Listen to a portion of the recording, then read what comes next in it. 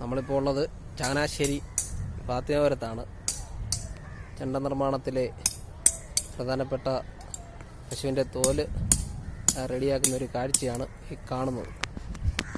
ഇത് 2 ദിവസത്തേന് ഇങ്ങനെ ഉണക്കുമല്ലേ?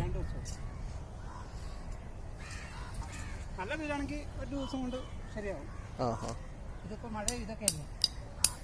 ഇത് പശുത്തോല് മാത്രമേ ഉപയോഗിക്കുന്നുള്ളൂ അതോ പശുവിന്റെ കാളയുടെ തോല്?